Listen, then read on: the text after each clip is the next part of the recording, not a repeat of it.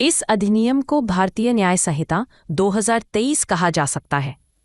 2.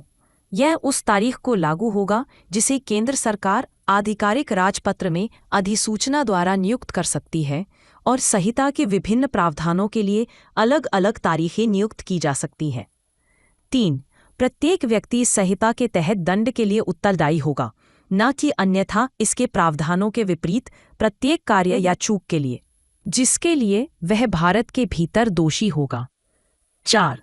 भारत में उस समय लागू किसी भी कानून द्वारा भारत से बाहर किए गए अपराध के लिए मुकदमा चलाने के लिए उत्तरदायी किसी भी व्यक्ति के साथ भारत से बाहर किए गए किसी भी कार्य के लिए इस संहिता के प्रावधानों के अनुसार उसी तरह से निपटा जाएगा, यदि ऐसा कृत्य भारत के भीतर किया गया होता। 5. इस संहिता के प्रावधान द्वारा किए गए किसी भी अपराध पर भी लागू होते हैं।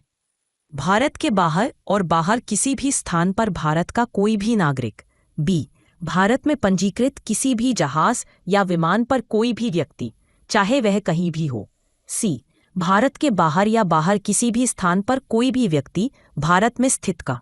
स्पष्टीकरण: इस धारा में अपराध शब्द में भारत के बाहर किया गया प्रत्येक कार्य शामिल है, जो यदि भारत में किया जाता है तो इस संहिता के तहत दंडनीय होगा।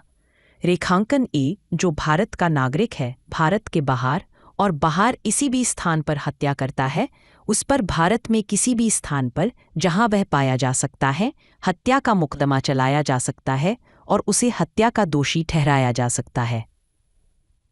इस संहिता में कुछ भी भारत सरकार की सेवा में अधिकारियों, सैनिकों, नाविकों या वायु सैनिकों के विद्रोह और परित्याग को दंडित करने के लिए किसी अधिनियम के प्रावधानों या किसी विशेष या स्थानीय कानून के प्रावधानों को प्रभावित नहीं करेगा।